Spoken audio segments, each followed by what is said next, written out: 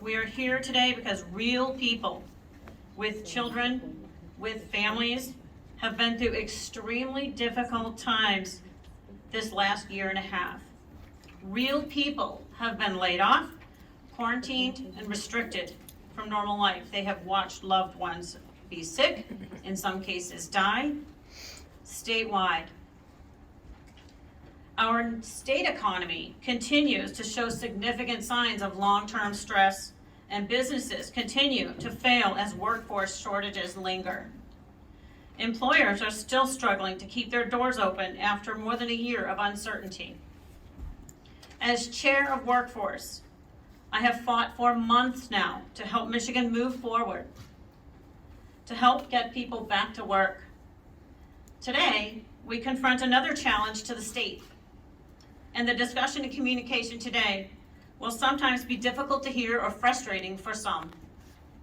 However, we as a state and this committee will always be here to stand up for Michigan's workforce and to advocate for a fast and healthy recovery for Michigan's economy. Today we're holding testimony only and no vote on Representative Sue Allor's bill 4471, which would create an opt-out for employees who do not want to be forced to get the mRNA shot.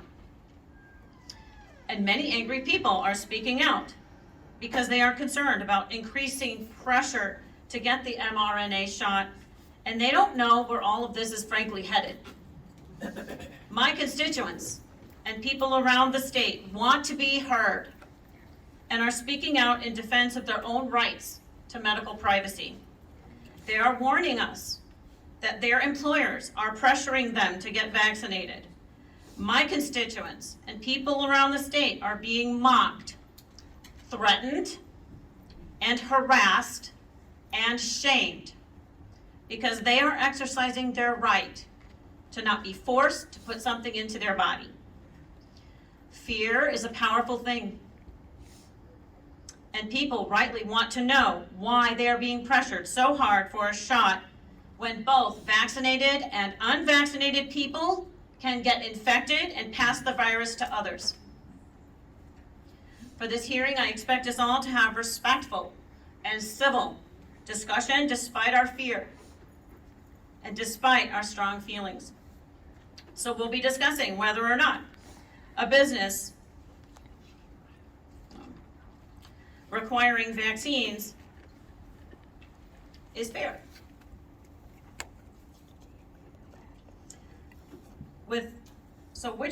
Which businesses are requiring vaccines now? One sector is, but is it being discussed as an option by national politicians and organizations? Well, yes, it is. Are some businesses all over the state messaging to their employees that this is coming? Yes, they are. Are employees being pressured with deadlines for the vaccine and repercussions if they don't get it? Yes, they are. Are they afraid to speak out for fear of losing their jobs? Yes, they are. So business around the state is also invested in what we have to say because they are in the middle of this too. More on that in a second. So our purpose today is to communicate the messaging that thousands of employees across the state have spoken loudly, that they do not think a business should have the power to force an employee to put something into their body. By providing this hearing for Representative Allor's vaccine opt-out language, we will also wrestle with two important principles: our constitutional rights and the proper role of government in commerce and business. Should a business be able to force a vaccine on employees? In a right-to-work state, is it a constitutional violation if they do? These questions may not be fully answered today, but it's my intent to allow real people to be heard and to shine a light on the real complexities and problems that this issue causes so that we can all make the best decisions possible for each other, our families, and the health of the economy as a whole. Spoiler alert, it's about real people. And to point out that our Michigan businesses are being done a monumental disservice here because the only data and science they are hearing about is based on often conflicting media reports about guidance from politically motivated government agencies. Amen.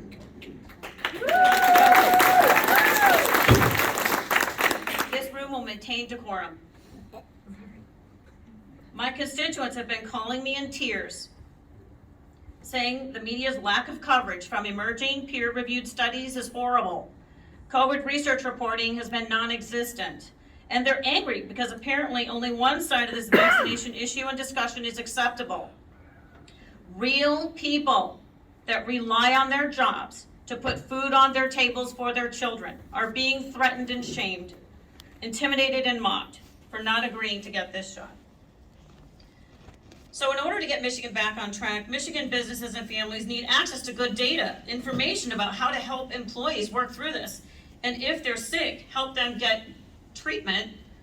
They need access to recent developing studies that say both vaccinated and unvaccinated people can both pass along the virus. And these studies will help businesses and all of us understand how the COVID virus works or how medicine treatments work. Businesses are literally making professional decisions for their businesses based on these one-sided, politically censored information bits. So today I want every business in Michigan to know that this committee wants you to be successful and to thrive. For every person in the state that is watching this hearing, I want you to be able to go to work and not be forced to take anything into your body to keep your job. You have families to feed and a livelihood, just like all of us here today. So let's get going, but please remember, always be respectful, even if we disagree. And thank you, Representative Allen, for letting me make some comments there. Representative Allen, go ahead and take it away. Thank you, Chair Griffin and committee members, for allowing me the opportunity to provide testimony on House Bill 4471. This bill touches on an issue that in recent weeks has become a global topic. There has been a great deal of discussion, numerous rallies, and in some countries, protests that have drawn thousands of people. Whether in Michigan, elsewhere in the United States, or other countries, the concept of vaccine mandates stirs raw emotions. We find that some individuals are supportive of vaccine mandates, and yet others are opposed. Why is this? Is it the vaccine? Is it concern about health? Is it the idea of a mandate? Or is it possibly a combination of these and many other possibilities? The answers to those questions lie solely with the individual. This bill would prohibit employers from discriminating against an individual because the individual has not received or declines to receive certain vaccinations, the influenza vaccine, the Tdap vaccine, and/or the COVID-19 vaccine. And it would prohibit employer retaliation against those who choose to opt out. There are several considerations that must be evaluated when discussing this bill. The first is, the state of Michigan acknowledges that parents have a right to obtain medical or non-medical vaccine waivers for their children. This conveys that the parent, who most likely has a job and is employed, is viewed by the state as capable of making an informed decision with regard to vaccines being administered to his or her child. Why should they not be allowed to make decisions about their own health care? At the same time, the state of Michigan Constitution states, the public health and general welfare of the people of the state are hereby declared to be matters of primary public concern. The legislature shall pass suitable laws for the protection and promotion of the public health. This statement can be interpreted in many different ways, but should not exclude the interpretation that general welfare of the people and promotion of the public health could reflect the general welfare and public health of those who choose to not obtain a vaccine. Consideration must also be given to our civil liberties, which are the basic rights and freedoms guaranteed to individuals as protection from any arbitrary actions or other interference of the government without due process of law. Also to be considered is the role of government, the role of government in the business decisions made by an employer. Many believe that government is too intrusive, and I would agree with that statement. But that's not to say that government hasn't already inserted itself into business operations. Do two wrongs make a right? Absolutely not. But bottom line, as it pertains to this bill, there is precedence for government creating laws and rules that an employer must follow. And that is what this bill is requesting. A statute that will prevent an employer from discriminating or retaliating against employees who choose to not take a vaccine. The situation we are seeing now is that many employees are faced with the decision to take a vaccine, continue with their paycheck in their chosen profession, or to be fired. This is not right. 2 years ago, the thought of COVID and the subsequent actions that have occurred were not a thought in most people's minds. Most people would not have believed that on a global basis, businesses would be shuttered, lockdowns would occur, masks would be worn, and vaccine mandates would be issued by both businesses and the government. Although extreme, if mandates without opt-outs occur, might we see 2 years from now businesses allowed to issue mandates to any female employee under the age of 60 to take birth control pills to prevent pregnancies and thereby reduce employer costs? Might we see a mandate that requires any employee who has skin irritations such as acne, psoriasis, or rosacea to receive treatment so as not to be considered offensive to other employees? Could an employer demand that a diabetic employee consume only certain food items and then prove blood sugar levels are acceptable? You may view these as not being comparable to the vaccine mandate issue. However, the common thread here is the threat of business inserting itself into healthcare decisions that should only be decided on a personal level. That personal decision is just what it states, a personal decision, one that the individual weighs out carefully. There could be medical issues, religious beliefs, philosophical beliefs, etc., that come into play when one is making a decision as to medical treatment and care. As I mentioned initially, discussion of vaccine mandates brings out raw emotion. The supporters having the opinion that mandates without opt-outs are necessary for the good of the whole, and the opponents having the opinion that it's an individual's right to make decisions as to what types of chemical agents enter their body. The United States is not a collective society. It is a land of individuals with individual freedoms. It is a land where people have individual rights. It is a land that provides opportunities for education, employment, and enjoyment. It is a land that has the best medical facilities in the world and the best educated healthcare professionals. It is a land where differences of opinion can be spoken freely. And it is a land where beliefs can vary. Researchers can present opposing views. Physicians can present differing treatment options. And individuals, through educating themselves, should be able to make healthcare decisions that are most appropriate for them. Thank you for providing me this opportunity to present. Since time is limited and I have several individuals who would like to testify, each providing valuable insight on this topic, I would like to request of the chair that we hold off on questions until after testimony is completed. Okay, I'll do that for you.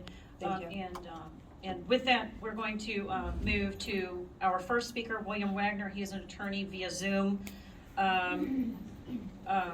Wagner, can you hear us? Committee. My name is William Wagner, and I hold the academic rank of Distinguished Professor Emeritus after teaching and serving on the faculty at the University of Florida and Western Michigan University Cooley Law School, teaching constitutional law and ethics. Before joining academia, served as a federal judge in the United States courts, senior assistant United States attorney in the U.S. Department of Justice, diplomat and a senior advisor to the U.S. State Department, as well as legal counsel in the U.S. Senate. I currently serve as president of the Great Lakes Justice Center. And I've been asked to testify before you today and provide my opinion as to whether HB 4471, the Informed Consent in the Workplace Act, is constitutional. Both Section 1 and Section 51 of Article 4 of the Michigan Constitution provide this body with the legislative authority to enact this law. The law, as it is written, is rationally related to a legitimate government purpose of public health and the general welfare of the people. So there has been questions as to whether or not this body can do that, and the answer to that question is absolutely yes, under the police powers that you have under the Michigan Constitution. And I will be able to be very brief here because the folks with the scientific and medical evidence and testimony is much more important, I think, here. And so what I will mention, though, is that this law covers government entities as well. And the other side of the coin here is if you didn't have this law and then the government, as they are doing in Michigan, are imposing mandatory vaccines with a fairly large cost if you don't do it. For example, Michigan State, Wayne State, University of Michigan, other government entities are requiring employees and their students, of which we represent hundreds, scores and perhaps hundreds at this point, of individuals who are facing that choice. Either lose your scholarship, or lose your job that you've had for 27 years, or submit to all these discriminatory additional conditions if we're going to give you an opt-out, and even the opt-outs are so limited. And so from a constitutional perspective, if on the other side of the coin, if government uses its power to make a mandate, first of all, they have to have authority to do that, but let's assume they have the authority to use their power to make a mandate. They can't use that power in such a way that substantially interferes with constitutional fundamental liberties. For example, the free exercise of religious conscience. Again, we represent scores, if not hundreds of people across this state right now who have sincerely held religious conscience objections. Other people have, medical reasons, and other people have, scientific reasons why they do not want to take this, vaccine right now. If the government uses its power in a way that substantially interferes, for example, mandating the vaccine with somebody's, fundamental rights, the other side of this law, a law that would require, mandates, could violate the Constitution. And depending on, and I think perhaps, some of the state entities in Michigan, the way they're handling these things now, are going to face, costly lawsuits that they're going to lose because of the way that they are exercising their power to force the mandate. So very quickly, and I'll end here, the law, this body, the legislature of Michigan, has the power to enact this law because it is rationally related to a legitimate government purpose. And if somebody tries to, exercise power in Michigan, as many are doing right now from a government entity, they are required to not interfere with fundamental rights, like the free exercise of religious conscience, or from a more left-leaning fundamental right, the right of bodily autonomy, and not having somebody interfere with the choices that a person makes with regard to what goes into their body. So I hope you find some of this helpful, and I'll defer the rest of my time to the medical experts. Thank you. Thank you very much, Mr. Wagner. I appreciate your time today and waiting on us as we work through our testimony. So next we're going to shift to Dr. Christina Parks, and she's a PhD. She's second for testifying. You're here in person. Welcome, Dr. Parks, and if you want, as you get settled, just push that little red button at the bottom of the microphone when you're ready and take it away. Hello, my name is Dr. Christina Parks. I received my PhD in cellular and molecular biology right here in the state of Michigan from University of Michigan Medical School.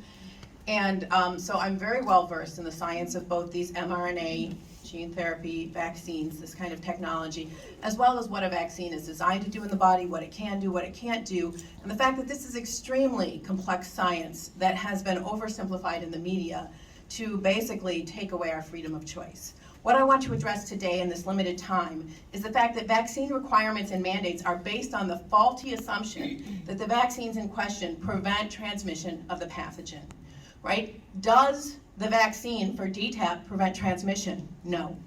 Does the vaccine for flu prevent transmission? No. Do the vaccines for COVID prevent transmission? No. In fact, they were never designed to do that.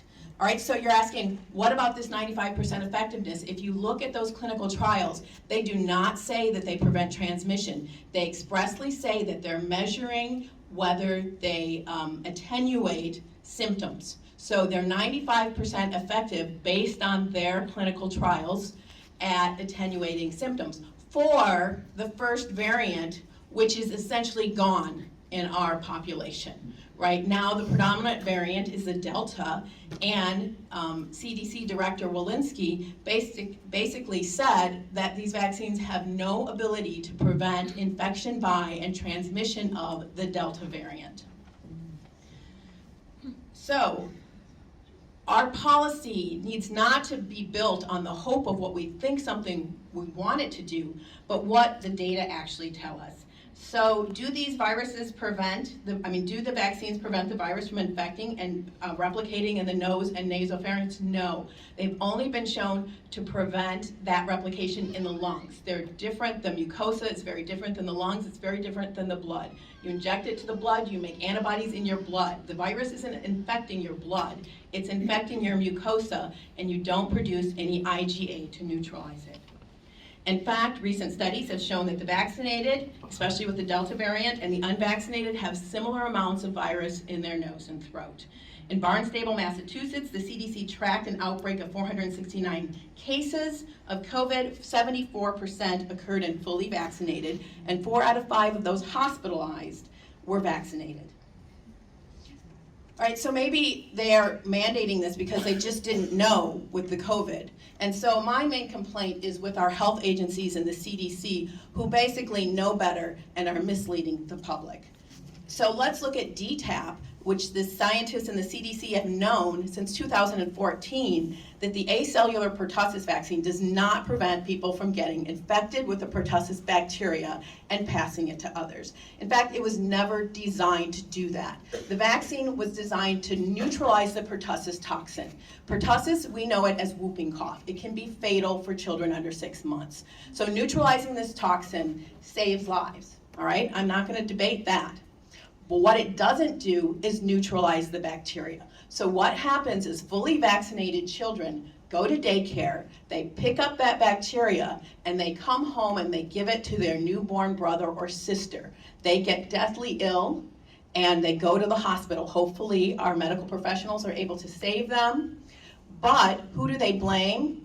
Now the CDC is blaming anti-vaxxers for the limitations of this vaccine design. I suggest that they be transparent and tell parents that although it is preventing severe disease in their children, it is not preventing transmission, because we have created a whole class of asymptomatic pertussis carriers who are increasing the disease. Now, the old DTP vaccine that many of you who are my age or older got did prevent transmission. When we switched to the safer acellular version, they knew that it was never designed to prevent transmission. It was safer, it had less adverse events, but pertussis cases have gone through the roof. There's a resurgence in pertussis because of the design of the vaccine, and the vaccinologists know this, they're trying to address it, and so we cannot mandate that something that does not prevent transmission. All right, what about the flu vaccine? Well, they have shown that basically there's no difference, there's no statistical difference if you're vaccinated or unvaccinated, whether you get the flu or not. But it's even worse because although the first year it is somewhat effective, it's about 65% effective at preventing symptoms in you, after that it actually has negative efficacy. And I want to address this because it's very important. Vaccines are made to a specific variant, and when that variant mutates, the vaccine no longer recognizes it. And so it's like you're seeing a completely new virus, and because that's so, you actually get more severe symptoms when you're vaccinated against one variant, and then it mutates, and then your body sees the other variant. So there's the potential, and the science shows that in fact with the flu, if you get vaccinated in multiple years, you are more likely to get severe disease, you are more likely to have more viral replication, and you are more likely to be hospitalized, both in adults and in children. We are seeing the same thing in COVID with the Delta variant. And so we are mandating that people get a vaccine that could actually make them more sick when they're exposed to the virus. In fact, this week, a paper came out, and what it showed is that with this Delta variant, when you're vaccinated, your body makes antibodies that are supposed to neutralize the virus. But they were supposed to neutralize the old variant. When they see this new variant, what they're doing is the antibodies are taking the virus and helping it infect the cells. All right, that science was just published this week. We need to be looking at the science, and we need our policy to reflect the science, and we also need it to reflect our rights. And so, as a PhD who knows the science, I'm in the category of the most vaccine hesitant group. Yes, PhDs are the most vaccine hesitant, followed by people who have less than a high school degree because they know what they don't know and they don't trust their government. And many people, the other group that is very vaccine hesitant are African Americans. 70% of African Americans have not taken this vaccine. Why? Because they don't trust their government. Do they have reason not to trust their government? Well, between the years of 1930 and 1970, the CDC conducted the Tuskegee experiment, where they took untreated males with syphilis and they refused to treat them. Even after antibiotics became available, they still did not treat them, and they did not tell them that they had syphilis. They told those people that they were there to secure their health, and they did not secure their health. They abused them. You say, well, that was in the past, although I don't think 1970 was that long ago. Well, in 2012, whistleblower William Thompson came forward and said, we published a study that said MMR does not cause autism, but we lied. In fact, we shredded data that showed that when black boys are vaccinated on time, they have increased rates of autism diagnosis. And we shredded it and we left it out of the paper. As an African American and a PhD, I want to ask each of you, are we going to exclude 70% of African American people from the workforce and from education? Right, my ancestors did not work this hard. I come from a family that worked very hard, and I'm very aware that my privileges are dependent on the work of my grandmother and my great-grandmother, and I have great respect for these people that put me where I am. And yet you're telling me that my son will not be able to be educated if, based on the history of African Americans in this country, that he doesn't want to be vaccinated? All right, so I will leave you with that question. Who are we going to exclude from the workforce? Are we going to continue with discrimination and segregation in the United States of America? Thank you. Thank you very much, Doctor. And we will be going to Dr. James Neuschwander. I think he's on Zoom.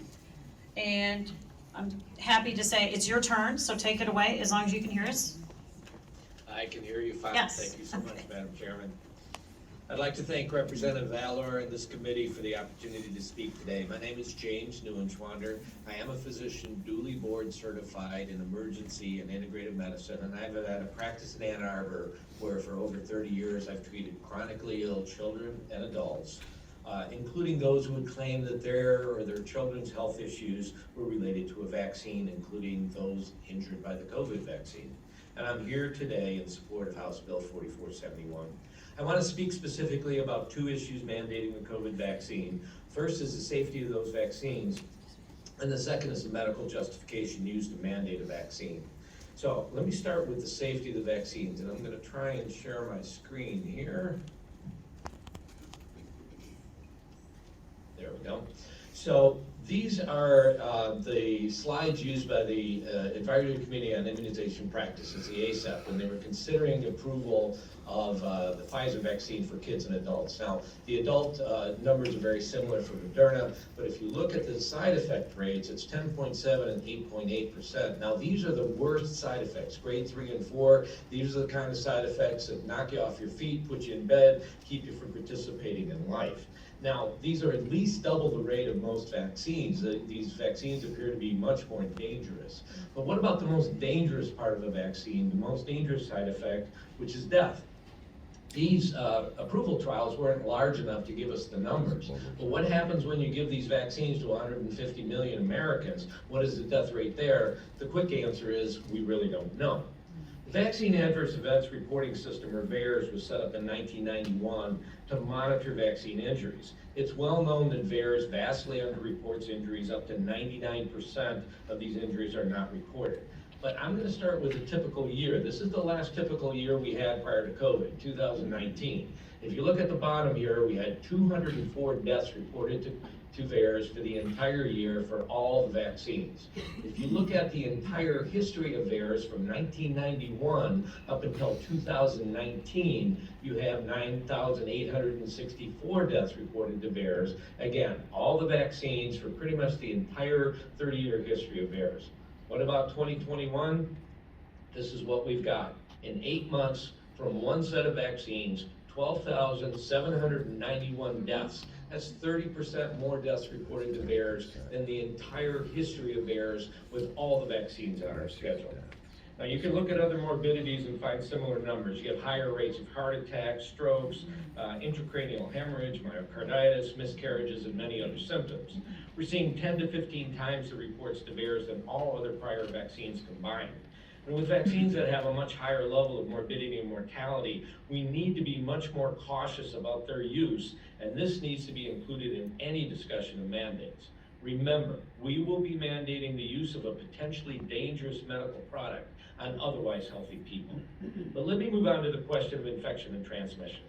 The reason used to sideline our constitutional rights and mandate a vaccine is to protect the population that can't be vaccinated or won't respond to a vaccine, what is known as the greater public good.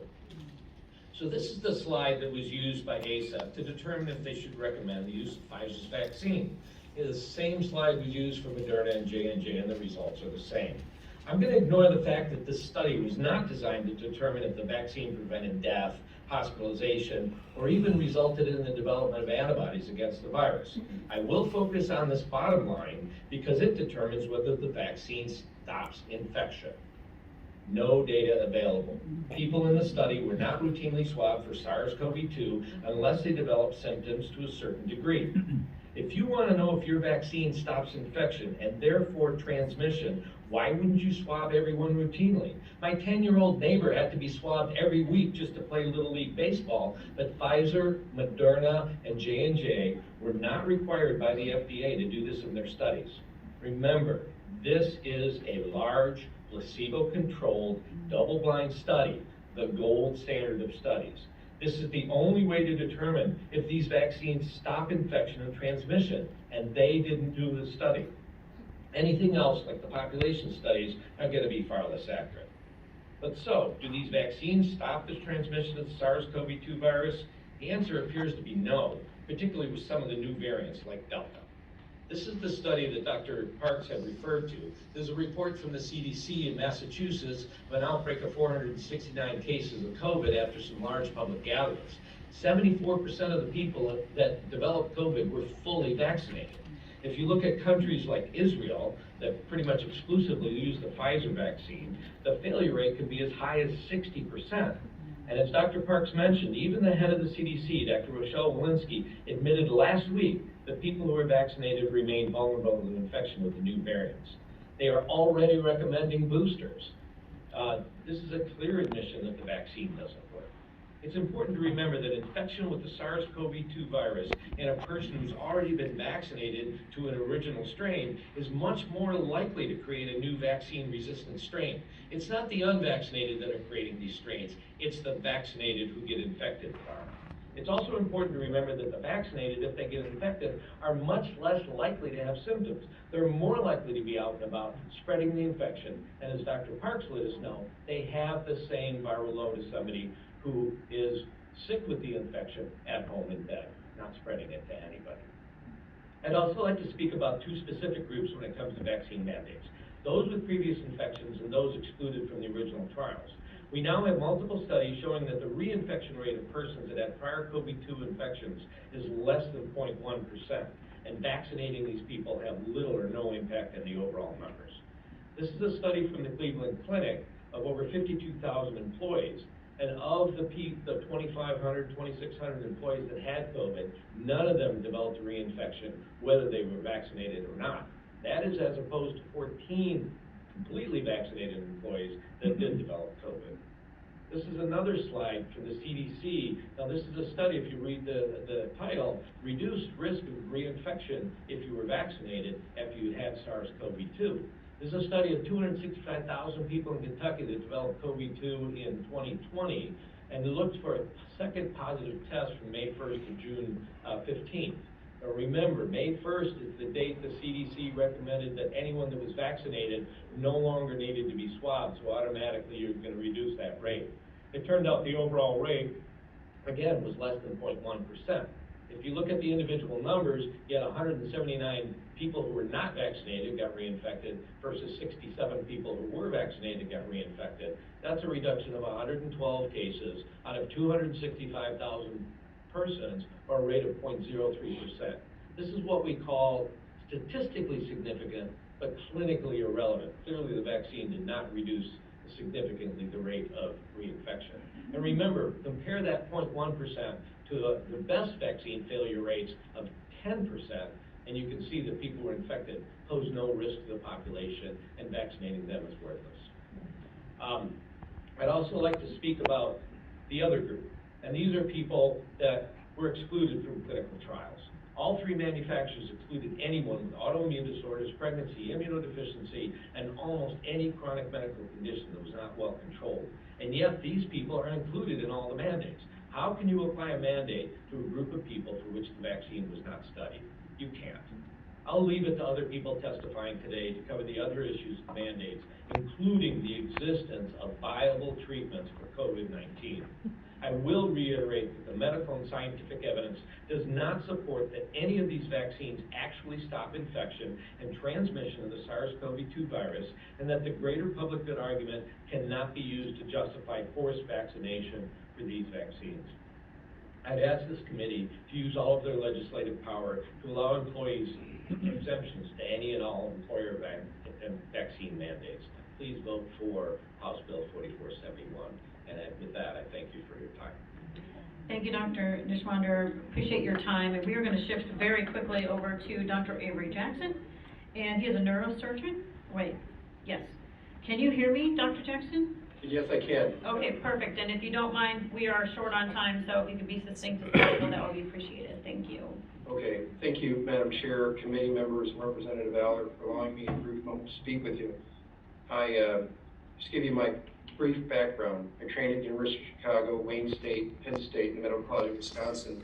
I'm a board-certified practicing neurosurgeon, so I do brain and spine surgery for the last 20 years. I've seen 100,000 patients and operated on over 10,000.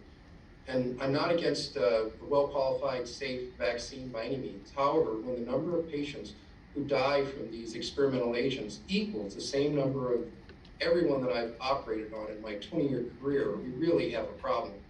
When I teach junior physicians and medical students, I always begin by telling them to put themselves in the patient's shoes. I'm concerned about what's happened to our Hippocratic Oath. To first do no harm, and being complacent is doing harm. Science and physicians in the U.S. and around the world got together and published several articles in peer-reviewed journals and demonstrating an actual multi-modality treatment for COVID-19 in the pre-hospital setting. The hospitals looked at their own post-admission data, and people were sicker and further along in their illness by the time they reached the hospitals. But they didn't seem to want to embrace this information and these strategies that have been published in peer-reviewed journals and have helped thousands of people. And so this has become a big concern. When we refer to our local Health and Human Services and ask them how we're supposed to treat an upper respiratory tract infection, you know there's a problem. Those in the medical field are licensed to treat individual patients, and we should not have to take orders from the feds or any other governmental agency as though we are a bargaining unit. As a matter of fact, it's against the law for physicians to organize, so we shouldn't be treated as one entity either. This is a concern, and our individual intellectual curiosity should be promoted for the good of mankind, not squelched. Pushing the experiment violates the Nuremberg Code of Ethics, and that this treatment should not be looked at as an approved standard like other vaccines until appropriate safety testing has been completed. In the Nuremberg Code 1945, it aimed to protect human subjects from enduring the kind of cruelty and exploitations that the prisoners endured in concentration camps during World War II. And those 10 elements of the code were: voluntary consent is essential. But most people don't even know that they're a part of a huge experiment. Remember, they literally signed their life away. It really is an experiment at this point and not a proven vaccine. The results of an experiment must be for the greater good of society. Another point, human experiments should be based on previous animal experimentation. There's been some animal experimentation which did not go well. Experiments should be conducted by avoiding physical and mental suffering and injury, and we're obviously past that point. When you look at the VAERS website, as already mentioned, no experiment should be conducted if it's believed to cause death or disability. So we've seen over 10,000 deaths within hours to days after the vaccine administration. The risk should never exceed the benefits. We know that that's a bit late as well, from our understanding that for every million vaccinated, we potentially save one life. So even if the entire population of the US is vaccinated and we save a couple hundred lives, we've already lost 10,000. Adequate facilities should be used to protect subjects. Experiments should be conducted only by qualified scientists. Subjects should be able to end their participation at any time. Well, we can't. Remember, we're going to be forced to have to take the vaccine. The scientists in charge must be prepared to terminate the experiment when injury, disability, or death is likely to occur. This should have happened after the first 50 deaths as an industry standard. As we all know, when there is a new drug out and there are several deaths, it's completely pulled, but not in this case. So let me just get this straight. So we, the employers, are going to be forced to force our employees to take an experimental agent, not a true vaccine, which takes 2 to 8 years worth of safety data before they're qualified as a safe and effective treatment. And then we're going to be forced to be held responsible as we force patients into this experiment against their will by threatening and firing them and taking away their source of income. And then we're going to violate the Nuremberg trial code of ethics with these new medications, which again should have been pulled at 50 deaths, and we're over 10,000. And the makers of these drugs have zero liability if the person dies or has complications from these agents. But yet, am I held liable as an employer for an injury to the person that I'm forcing to choose their livelihood and support of their family over their job? So this raises concerns for me, even as an employer, with these potential mandates. And so when we look at our rights, right, just briefly, look at the 1973 Roe versus Wade argument. We tell a lady that she can choose what to do with her body and can't force her. And now we're telling that same lady that she can't choose what she can or can't put in her body. You know, as a neurosurgeon, when I have emergencies, emergent brain surgeries, I don't wait when I know that there are good treatments out there that have been proven, such as ivermectin, hydrochloroquine, and other great interventions. I had a dear friend early on, COVID-19, when it hit the US, was told she wouldn't survive 7 days. We were very aggressive, and she did survive. However, when we only give supportive care in hospitals settings to those who are really sick, they die. Could we have prevented hundreds of thousands of deaths with pre-hospital care in order to mitigate so many negative outcomes and overwhelmed hospitals? Sure. We need to look beyond our local experiences. Successful treatment strategies have been tried and field tested with FDA-approved drugs with good safety profiles in thousands of people. And they've had much better outcome than what we're seeing. And yet, blocking of data and even scientific discussions to get these Moderna, Pfizer, Johnson & Johnson, and other agents into every person is really loaded with malfeasance. To this day, most really sick people who come to the hospital for COVID-19 die, not because of disease, it's because of the fear and complacency not to do better and quickly learn and grow from what other experiences have shown both around the country and around the world. And then in terms of preventative care, as a spine surgeon, I don't force spinal instrumentation surgeries on every person with back pain. If I did, my medical community would be appalled. You can begin with preventative care, then ambulatory care, then riskier intervention as a last resort. However, using the same analogy with these vaccine agents, we are having the exact same posture that I just described. The vaccine can kill or hurt you. Let's do this first. Let's have preventative care that works all over the world later. And it was already mentioned how the vaccines work, and so I won't belabor that point, and I just appreciate the speakers prior just really educating all of us in the fact that it doesn't prevent spread. And so, again, just wanted to thank you all. You know, I think it makes a lot of sense. If you're sick, stay home, right? How about mandating that and mandating good common sense? And also multi-agent therapy that works helping aggressively and early on. So thank you for your time. Thank you very much, Dr. Jackson. Your time is appreciated, and now we're going to shift over to Dr. Moe. I have permission to call you by that? Dr. Moe, come on up and just push the red button at the bottom of the microphone.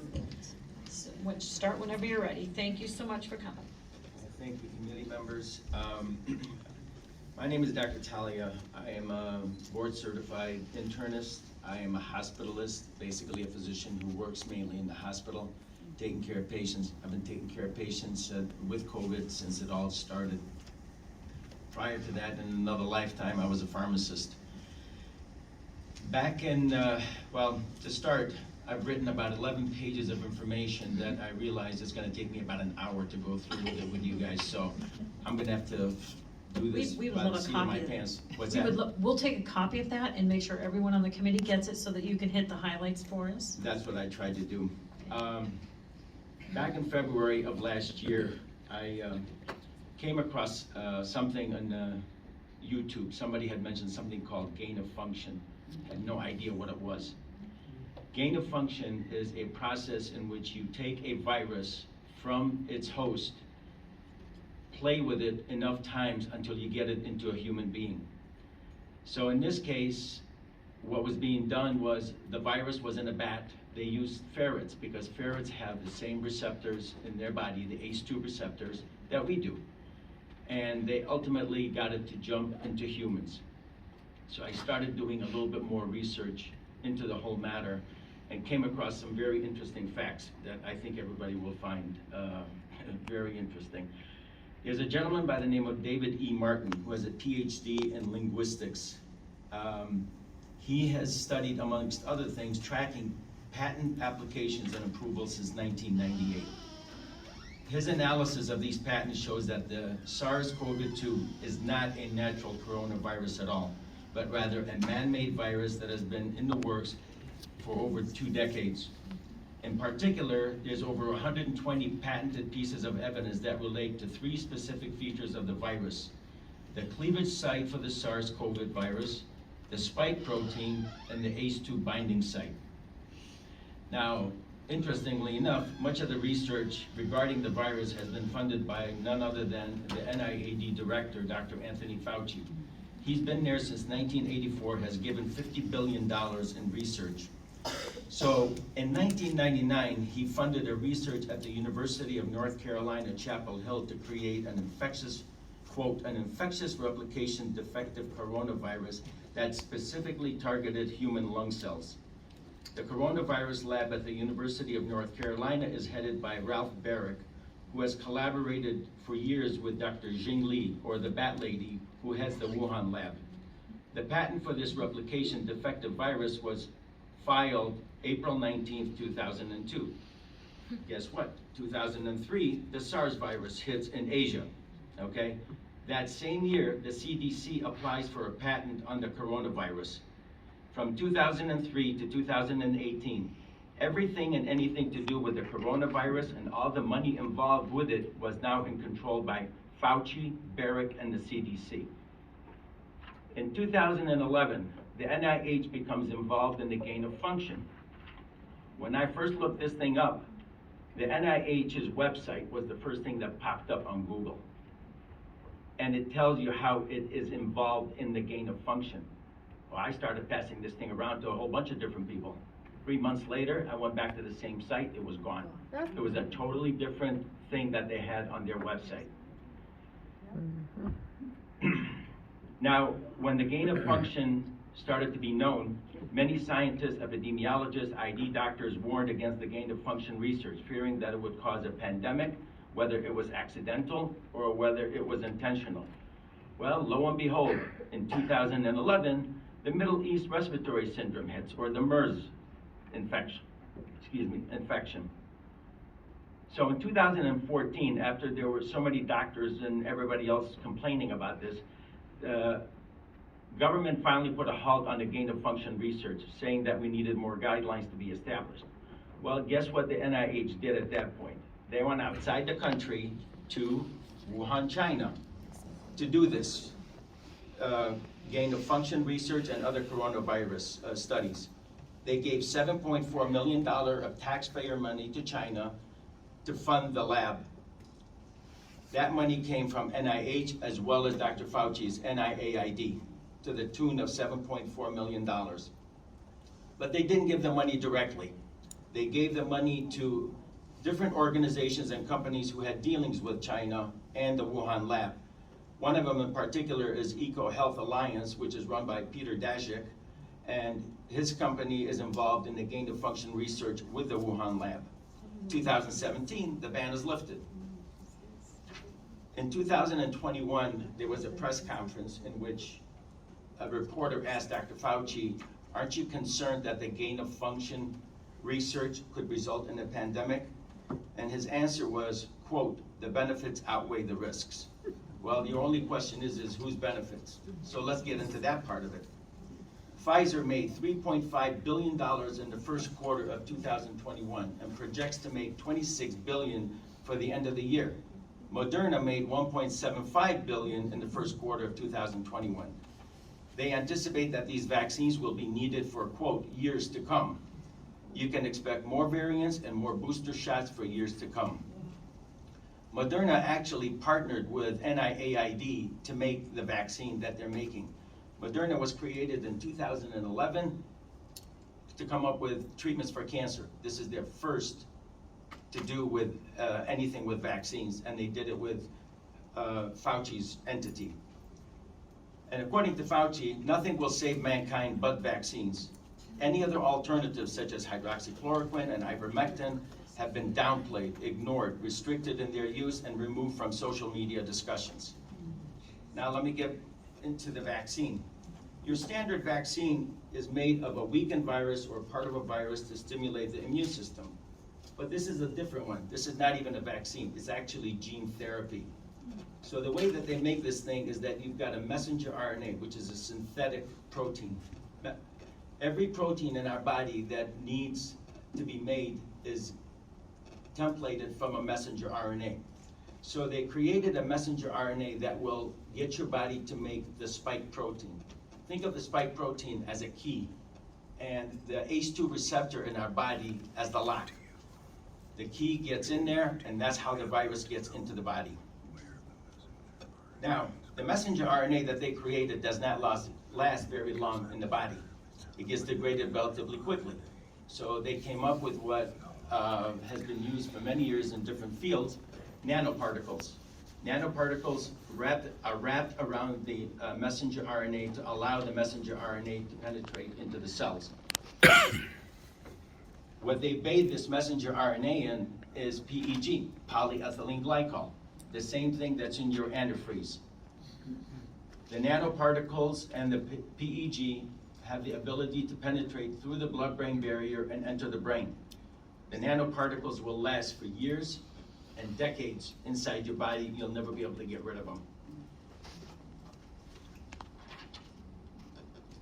Doctor, I'll have to ask you to wrap it up because you're past. Oh, as I said, it was Yeah. going to be an hour. We I've will got get a lot more copies to of your say, testimony but then. Here's what I'm going to All say right. lastly, because of the time constraint. There is an unholy alliance between the government, the so-called medical experts, CDC, NIH, FDA, Dr. Fauci and his NIAID, mainstream media, social media, private businesses such as hospitals to push the vaccines on the entire population in the world and silence anyone who dares speak out against the so-called vaccines. What the government cannot mandate on the citizens, they have managed to get the private businesses to do for them. One can only imagine what incentives they are being given to mandate this gene therapy. This is no longer a science for the betterment of mankind, but one used for profiteering as well as control and manipulation of the people. Certain individuals and several drug companies are getting rich off of the misery and death brought upon mankind, not by nature, but by man himself. This is an animal virus that has been altered to infect humans. For the love of God and for the sake of humanity, please do not let these vaccine mandates stand. In the end, those responsible for where we are today will have to stand before God for judgment. Please do not be among them. Thank you. Amen. This committee will maintain decorum. We have Dr. Jim Culver, he is on Zoom. Oh, sorry, he's in person. And we have three more at least three more to testify, so we're gonna try to get all this in here. We also have 5 or 6 questions, and so take it away. Thank you. I'll try to keep this short, but thank you, Madam Chair and committee members. I'm Dr. Clover. I was born and raised in Michigan. I have a Bachelor of Science degree in biology from Baylor University. I graduated from medical school from the University of Michigan. My internship was at Henry Ford Hospital. My residency was completed at the University of Utah in Salt Lake City. I'm double board certified in anesthesiology and interventional pain management. I've been in practice in the Flint, Michigan area for 38 years. I'm not an anti-vaxxer. I've been vaccinated for pneumonia, hepatitis, and shingles, but I don't want to get any of the COVID-19 vaccines, and I'll explain why. I concur with everything the previous people have spoken about, so I'll try not to be repetitive, but I'll try to bring it to a more personal level. We've been told that these vaccines are safe and effective. If you don't get the vaccine, you're putting all the rest of the people at risk. I'm going to show you the vaccines are not always safe and not always effective. Believe it or not, vaccinating everyone could actually create greater risk for many of us. I know 3 people personally who had serious complications following the vaccination. The first is a 62-year-old woman who had been a friend of mine for over 45 years.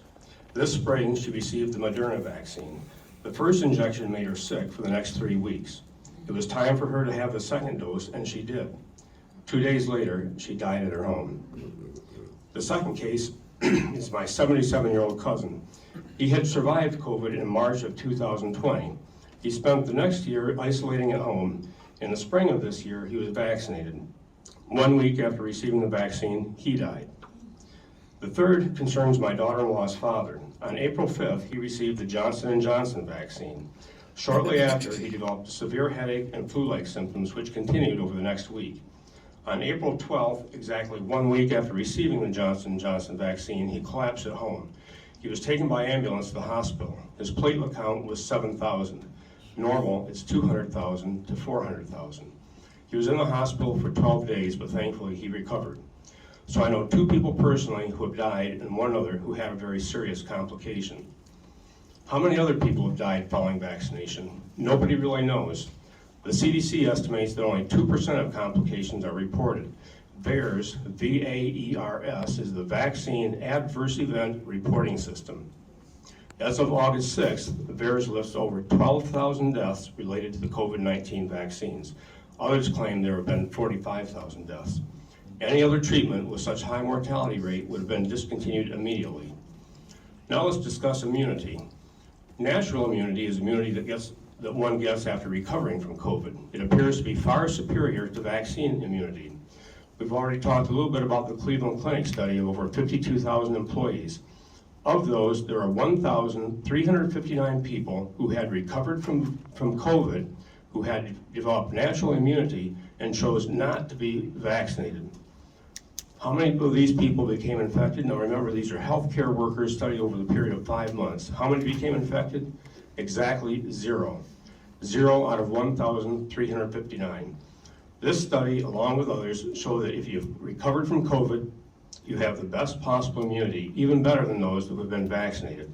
Initially, vaccines were said to be 95% effective We know the Moderna vaccine is now only 76% effective, and the Pfizer vaccine is only 42% effective. Natural immunity is the best immunity and the longest lasting immunity. Here's something that surprised me. A study from Vietnam showed that previously vaccinated people can carry 250 times the viral load as non-vaccinated people. Other studies have shown as high as 1,200 times the viral load as non-vaccinated people. So even though it seems completely counterintuitive, it's the vaccinated people that are putting the rest of us at risk. It's the vaccinated people who should be wearing masks and socially distancing. Those of us who have recovered from COVID have the best immunity. We aren't contagious to others. We are not susceptible to infection. We should be able to go about our normal lives interacting with both vaccinated and unvaccinated individuals with no masks or social distancing. Those who have not had vaccine and have never had COVID represent no risk to others. However, they are at risk of infection. They can mix and mingle with each other and also with those of us who have recovered from COVID without wearing masks or socially distancing. We present no threat to them. However, they should avoid people who have been vaccinated, or at least ask the vaccinated people to wear a mask and socially distance from them. Vaccinated people think they're the ones that are safe, and those of us who are not vaccinated are putting people at risk. It's exactly the opposite. Some vaccinated people are walking around totally asymptomatic and unknowingly spreading the virus. Unvaccinated people who get COVID feel sick. They become symptomatic, so they know to stay home and self-isolate so they don't spread the virus to others. Once they recover from COVID, now they are the ones that will have the best immunity. They no longer need to wear masks or socially distance. If HB 4471 is enacted, there are going to be some people that will choose not to get vaccinated. What if these people are exposed to someone else who has COVID? We don't want them to get sick. What if they do get sick? We don't want them to spread it to other people. I apologize, Dr. Culver, you're over time, so I'm sorry. please. I said one thing that's very important. I've had personal experience with ivermectin. I've used it in 40 people with 100% success so far. And I'll say this, if Dr. Fauci held a patent for ivermectin, I think that would be his #1 recommendation. Okay, thank you very much for your testimony today. We're going to shift over to both Tricia Dushwander and Katie Kern, if you want to come on up. You guys could share a microphone or go, whichever is comfortable, as long as the red light is on. And if you could please keep your comments as succinct as possible. We have one other speaker for sure, and then we have questions that we have to get in before 11 o'clock. Okay, thank you. Thank you for the opportunity to speak today. My name is Patricia Neuenschwander, and I have been a registered nurse for over 27 years. After spending over 17 years working primarily in the emergency room department, I resigned my position in 2011 after I was required to take an influenza vaccine as a condition of my employment or wear a mask. I enrolled in the Pediatric Nurse Practitioner program at Wayne State University and earned my Master's of Science in Nursing in 2014. Nurses have been ranked the most trusting profession for a good reason. Our code of ethics require that we support the right to informed consent, patient autonomy, and the patients that have a moral right and legal right to decide what interventions or treatments they will accept or refuse without coercion or reprisal. Nurses advocate in the best interests of their patients and will stand up to doctors, administrators, employers, or the government to protect them. This bill will allow for employers, including nurses, to have those same protections. I understand and agree that employers should have the right to have policies about how their employees dress, how they behave, their roles and responsibilities, etc. But we are allowing them the right to require someone to inject a liability-free product into their employee that can permanently alter their immune system. And that does pose a risk to them, potentially. It is the right of every individual to make a benefit risk analysis without holding the ability to earn an income over their head. Policies that don't allow for vaccine exemptions block access to employment and will disproportionately affect the African American population who have genuine concerns. I am not here to prove vaccines are dangerous or to discuss the science related to their safety or efficacy, but as stated by the other people previously, there are some legitimate concerns that people have. The clinical trials for the safety and efficacy of the COVID-19 vaccines do not conclude until the end of 2022 or early in 2023. The clinical trials are going for 2 years. None of them were designed to show that they prevent infection with the actual virus or transmission. There's no long-term studies that have been done on fertility or the effects of potentially causing cancer. The studies haven't been done. There's no long-term. People have been injured and do suffer from adverse events from vaccines. Nobody is liable if you are injured or harmed. The manufacturers or the people coercing you to take them should be liable for any harm that is caused by them. Isn't that how we make our products safer? The science does not support mandating this vaccine to protect other people. You cannot mandate that somebody take something to protect themselves or to decrease the severity of their symptoms. Policies that fire or refuse to hire merely based on medical status discriminate and allow for unfair or unequal treatment of an individual solely based on this characteristic. Vaccination should be a protected class. In closing, many believe that people are being selfish for not agreeing to vaccination, an intervention which carries a risk to themselves in order to protect others. How selfish is that? Demanding someone else potentially take a risk to their health to protect you, that is the definition of selfish. Please support House Bill 4471 so that people cannot be coerced or discriminated against in the workplace for their personal health choices. Thank you. Thank you very much. We're going to shift over to Katie Kern. My name is Katie and I've been a Michigan resident for 35 years. I graduated from the University of Michigan with a Bachelor of Arts and Bachelor of Science in Nursing. I'm in my 11th year of nursing and I've worked for a very prominent healthcare system in Michigan since 2014. I am or was an educator on a general practice unit where we do care for COVID patients, most of which are fully vaccinated. The threats from my employer all started in March of 2020 when I, like many others, received an email stating I was deployed to help during the pandemic and to care for COVID patients. If I did not accept, I would be suspended for 3 days, offered the same assignment, and if I refused, I would be fired. I was deployed for 3 months and, like many others, received no COVID pay while caring for COVID patients. We did run out of PPE on many units and many hospitals. No one likes to hear this, but it is the ugly truth.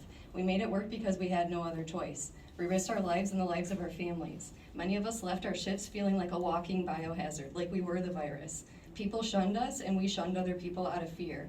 The isolation, the physical and mental strain, and the emotional strain taken on by the healthcare community is tremendous. We stepped up to serve, and the people called us heroes, a title we did not ask for, but that we earned through our service. In June of 2021, I received an email from my employer threatening termination, this time for non-compliance with their COVID vaccine mandate. The hospital offered COVID listening sessions for staff to ask questions. I attended and did ask questions respectfully.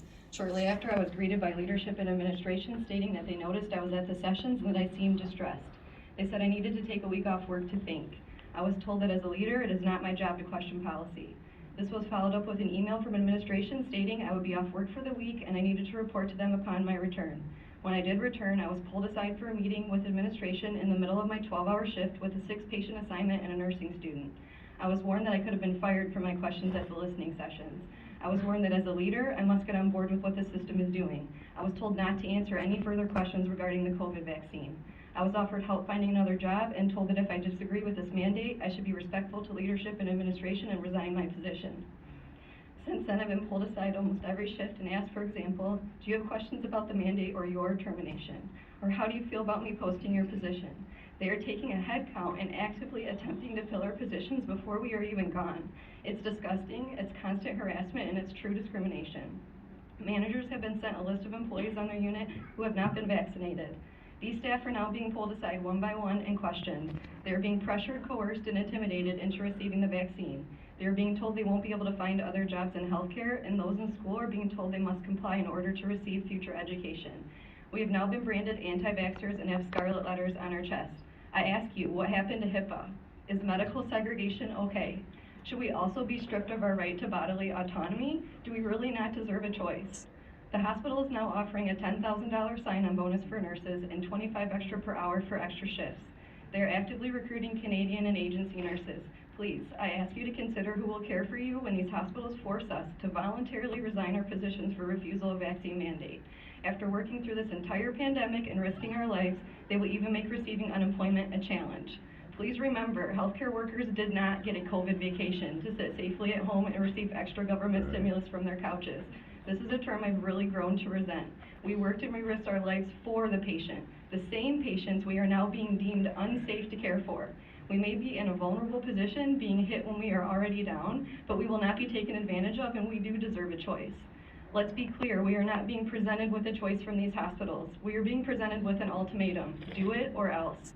We're being forced to decide between risking debilitating injury or death from this experimental vaccine with the highest mortality rate in history, which of course will not be covered by the manufacturer, government, or hospital, or losing our jobs and financial stability.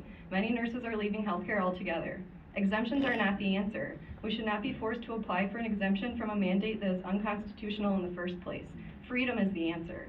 We went from hero to zero, essential to completely expendable. Please help us. Help us to protect our freedom of choice. It's the best things you can give to all healthcare workers and to your community. Our body's our choice, and we ask you for liberty and justice for all. Thank you so much. This room will maintain decorum. Thank you. Thank you, Katie, for your heartfelt words, and you are appreciated. Thank you. So we have one more person to testify, Mr. Brad Williams from the Detroit Chamber. Would you mind coming up? And you can start when you're ready. Press the red button.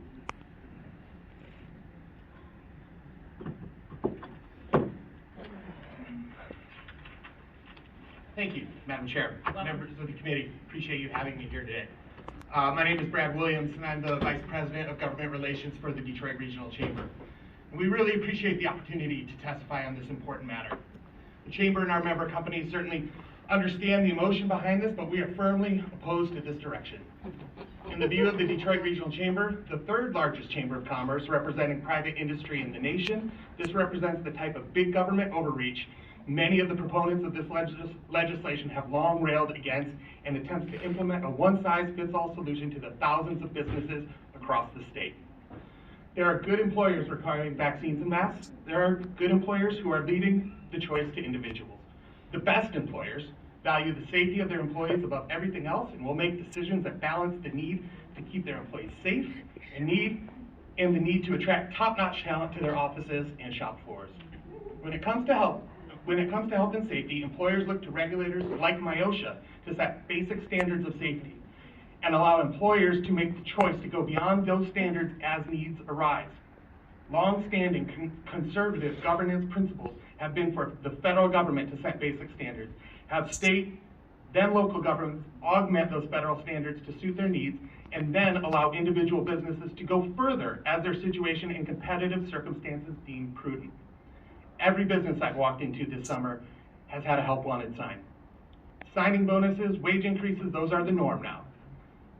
I'm confident that as you've gone around this summer, you've heard the same thing from the businesses in your district and not about vaccine mandates. But the labor shortage and vaccines are absolutely intertwined. In June, the Chamber released a statewide public policy poll that, among other things, looked at Michigan's voters' priorities for the coming months, when it looked like we were at the end of the pandemic. We discovered that even when enhanced unemployment benefits end next month, our labor shortage is almost certainly to continue.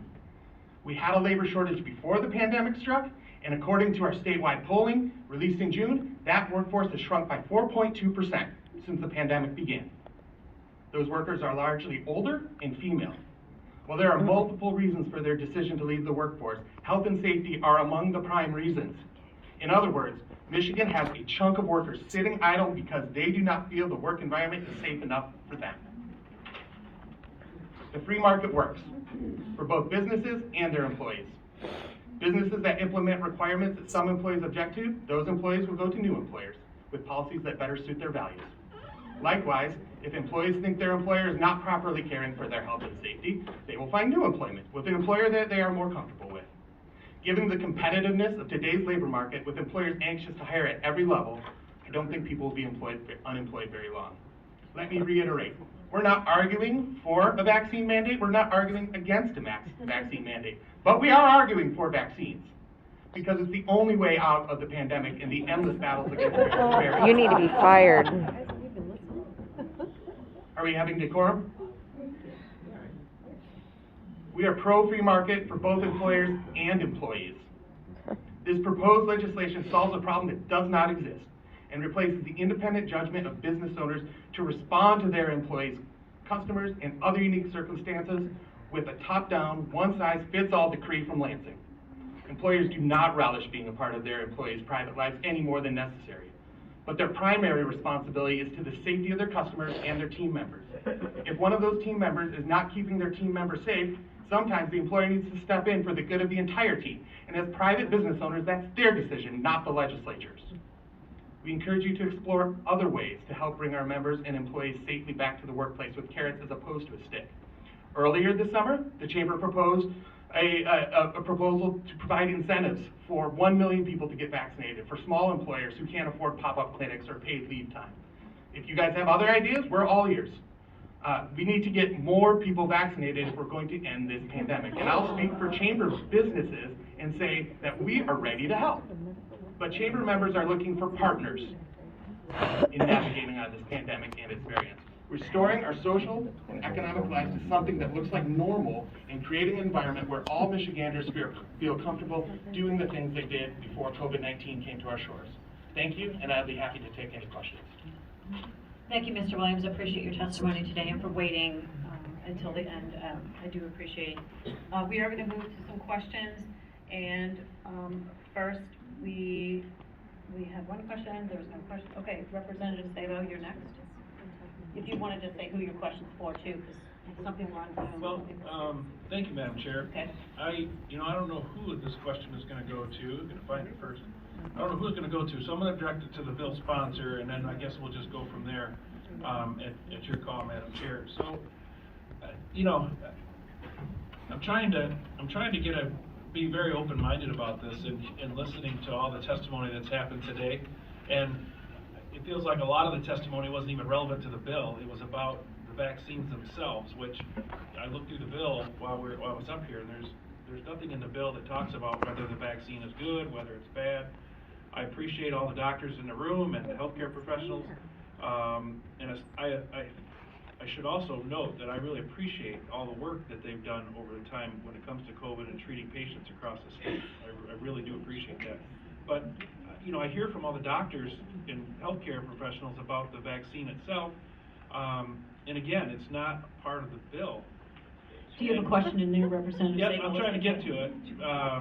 I figured with all the other latitude that we've had, I could have a little bit of trying to lump all this stuff into one question. So, I mean, the doctors know best, but there's all kinds of differing opinions. There's some in this room, there's doctors outside that feel differently. And so I'll leave whether the vaccine is good or bad, I'll leave it to all the doctors there, for and against, and all the social media doctors out there and everything else. But one of the things I heard initially was about the information was not accurate. So I'm looking at the bill.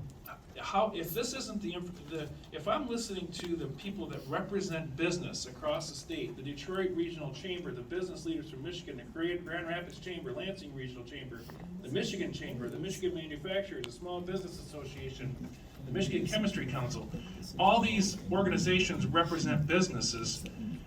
What if their information is not accurate? Tell me whose information is to make the call on this bill for us as legislators to hear those opinions. Okay, I'll go ahead. You've got a few questions kind of contained in there. So, you're absolutely right. This bill is focused not on a specific vaccine other than influenza, Tdap, COVID-19. And the bill is asking for strictly an opt-out. It's to allow individuals the opportunity to opt out.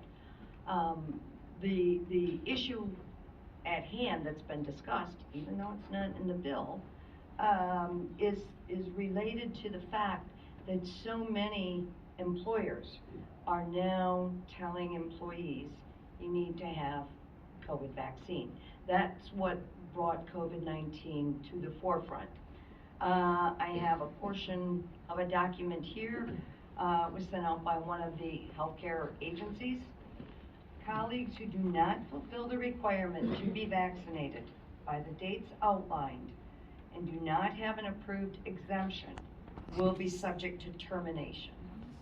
Now, when you have thousands of individuals in healthcare settings and even outside of healthcare settings who are being faced with the potential of termination because they are making a decision for themselves, an informed decision for themselves to not have something injected into their body. And they've gone to school for many years. We have physicians, we have nurses. There are all types of people who have got a lot of their life vested in learning a particular profession and the opt-out aspect of it to give the employees the right. Now, when you ask, who do you believe? You're right, there's information all over the place. That's where it's up to the, but it's up to the individual. You believe the peer-reviewed science. I would be happy to, even in just pulling a couple of papers, I ended up with 25 papers that I brought today, just pulling what I thought was a couple of papers. I will give you all the peer-reviewed science that you want to establish each point. I can give you a summary of what each paper says. We have a lot of media that are basically spouting political rhetoric, and it does not reflect what the record shows. That's why PhDs are the most vaccine resistant group, because they know that this is complex science and it's not one size fits all. For the sake of, Madam Chair, for the sake of this meeting, which is talking about the bill that's introduced, I'm not necessarily interested in that. Again, for the sake of this meeting, what I'm interested in, what I heard earlier was, this is about business and we're gonna try to help businesses. So I'm looking at this document from business, people who represent businesses across the state, and they're opposed to it. So that's what I'm trying to get to, is that if we're not believing that, what are we supposed to believe? Just so I understand, when you say if we're not believing that, not believing what? If we don't wanna follow what the businesses are telling us they need, then what are we trying to do? Why did we say that we were gonna help businesses with this bill, when actually businesses are saying, no, you're hurting us? I want to look at the right of an individual to make decisions. And when we look at businesses within the state of Michigan, and probably across the United States, the bulk of businesses are small businesses. I'm going to say that's probably 100 employees or less, and many of those are probably 20 employees or less. They all have owners, they all have bosses. I can assure you, I would not want some of those bosses or managers telling me or making a medical decision for me when you don't know what kind of education, what kind of background those people have, what's their insight into making a medical decision for me. That's where we start running into problems as far as allowing employers to make decisions for individuals. Now, granted, a healthcare setting, you've got different individuals that are making the decision, but what they're taking away is the right of the individual to opt out of the vaccine. And if I may, thank you, Rep. Aller. Thank you, I Madam have Chair. a direct answer to that question. This is both unconstitutional and against the science, so when it's brought to court, those businesses stand to lose millions of dollars when these are brought to court. So this is bad for businesses because the businesses really don't understand how unconstitutional and against the science. And so they don't, I don't think, understand when they go to court that they're going to lose and that they're going to be liable for injury. And it's going to hurt them in the end. Thank you, ma'am. Thank you, Madam Chair. Thank you, and if you do recall my opening comments as well as Rep. Baller's comments, part of the reason why the content is the way it is in this hearing today is because business owners in the state of Michigan are not getting the full picture. They're not getting the information that they need to keep people safe. And if they want to mandate a vaccine, I've said this before, they need to understand they're not going to prevent transmission of the virus on their properties. It's gonna happen, so then they need to understand that that decision that they make has to be based on accurate science. And some of that information is not getting out very well in the public sphere. So, as your representatives in the state of Michigan, it is our duty to help make that conversation push along so that both individuals in the state of Michigan who work for people and the employers themselves are all on the same page, have the right information so everybody can make the right decisions for themselves and for their businesses, and then after that, the government isn't, I mean, at that point, it is what it is, right? And so, with that, we do have, two more questions, Rep. Eisen and then Rep. Hope, and then we will move to the, phase where I read in all the cards. Okay, so we are almost there. Thank you for your indulgence today. Can I And speak to Rep. one? Eisen, go ahead with your question. Thank you, Madam Chair. Real quick, one, as an employer, small business owner, I don't agree with a lot of the Michigan Chamber. The Detroit Chamber does nothing for me, just to let you know. I'm a small business, I have a welding shop, I deal with a lot of other businesses, and I know none of us are going to mandate this. It's just not fair. I was never contacted by any of these groups to ask my opinion, so I'm not sure if they're isolated businesses that they're asking, so let's get that straight. I'm sorry, I forgot your name, young lady, doctor, yeah. I read an article on non-specific and specific antigens that are created, you know, and it was a very interesting article about how vaccines create specific antigens and how natural immunity creates non-specific. And is that what you were kind of alluding to when you were talking about where a vaccine goes after like one thing, where natural immunity will actually, the non-specific would actually go after a bunch of immunities. So in reality, it was like, explain this way, bro. I'll keep it really quick, okay? It's like a football team and you have defense.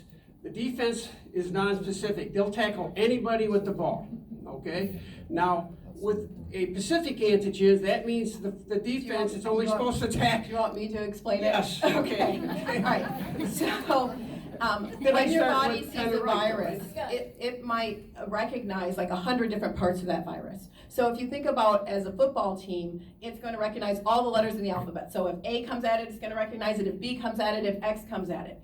The vaccine only trains it to recognize a few antigens. And so for this example, I'm just going to say one. Maybe it only recognizes X. And so if a new variant, C, comes running at it, it's going to go right by because it can only recognize X. And so you do have a general immunity, but what we're talking about is not general immunity, it's specific immunity, but it's specific immunity for hundreds of epitopes, different parts of the virus. So not all of those parts can mutate. One part might mutate, but it can still recognize the other 99. In the vaccine, if the one part it's made to mutates, you're not going to recognize it and you're going to get more severe illness because it's going to be replicating and your body doesn't even see it. Thank you. And just for sake of argument, in your opinion, okay, I had the COVID, I got over it, I had a forensic fluid done, I got a full boat of antibodies in me, all right? Should I be treated equally to someone who got the vaccine then? Natural immunity has been recognized to be superior for over 100 years. So in your opinion, then, if someone does have natural immunity, then that mandate shouldn't actually apply to them. Right, they should be able to use natural immunity for any of these. Okay, If I might add one thank you, thing. Representative Eisen. We're gonna shift to Guys, Representative Hope. add one thing. Oh. Don, not only do you have superior immunity, you'd be accepting all the risks that are associated with the vaccine with no benefits. So you'd be taking on Thank you. additional Okay, risk. Representative Hope. Thank you, Madam Chair. I appreciate the effort of the Minority Vice Chair to refocus on the language of the bill. And my question regards the language of the bill. One of the stipulations in here says that your employer would not be able to require someone who refuses a vaccine to wear a surgical face mask. I guess if I accept the argument about putting things in your body, okay, for the sake of this argument, to me, how is this different than a dress code requirement? So if I have the surgical face mask part, not the vaccine part. So if I have a business, I can require people to wear their hair short or dress a certain way. Why can't I require them to wear a mask? Get your mouth off the microphone. because mask wearing is a biochemical nightmare. It's a metabolic nightmare that increases your risk for cancer. It increases your cardiovascular risk. It basically makes your body breathe. Your body is trying to, it's got too much CO2 in it, which actually helps cancer to grow. It's actually extremely inflammatory. It's going to exacerbate every inflammatory disease, including diabetes and hypertension. It causes hypertension because your body is trying to breathe harder to actually maintain homeostasis, but it can't because it keeps getting too much CO2 and not enough oxygen. And so you are asking somebody to put their health at risk. Some people can medically tolerate this, but many people cannot. Thank you very much for your comments, and we are at the part where we are way past time. I thank you for everyone who's continuing to be here today. Thank you to Representative Howell, who, yes, is present on Zoom today. Hello, Representative Howell. And finally, what we're going to do next is I'm going to just wrap things up here, and then we're going to start reading in cards of support or opposition. So in conclusion, what are we doing here today? I believe that we must stand up for workers across Michigan, including those exercising their right to medical privacy. We must stand up for businesses trying to strengthen our economy and struggling to stay afloat in the face of a worker shortage. It is a complex issue, and we don't have all the answers today, but my intent is to shine a light on this issue, the details around it, so the best decisions can be made for employees and their families, businesses, and the economy as a whole. And with that, I'd like to thank you for coming. And at this point, okay, I will read in the cards of opposition first and then the cards of support. So, Sierra Cameron, Michigan chapter of the American Academy of Pediatrics, opposes the bill, does not wish to speak. Scott Kempa from the Michigan State Medical Society opposes the bill, does not wish to speak. Imagine that. Wendy Block from the Michigan Chamber of Commerce opposes the bill, does not wish to speak. Oh, imagine that one Jennifer too. Smith from the Michigan Association of School Boards opposes the bill, does not wish to speak. David Worthams from MMA opposes the bill, does not wish to speak. Sean Sorensen Abbott, Michigan Health and Hospital Association opposes the bill, does not wish to speak.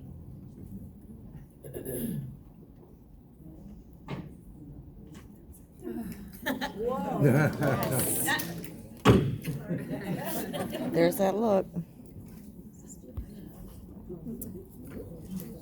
Heather Giacono supports the bill, does not wish to speak.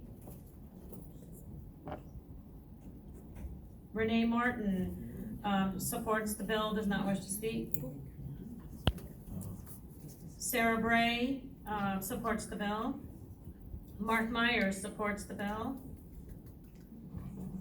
and does wish to speak, but due to time we can't. I'm sorry, you guys. You guys know that, right? That not everybody got time to speak today. I do apologize for that. Jennifer Palmer, or Palmater, my apologies, supports the bill.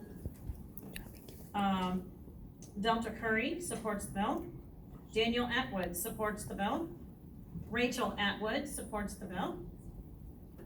Waverly Gentry supports the bill, does not wish to speak. Doug Gentry supports the bill. Jeffrey Carter supports the bill. Melissa DeMoore supports the bill. Andrea Montesinos supports the bill. Autumn, I'm sorry, Autumn, for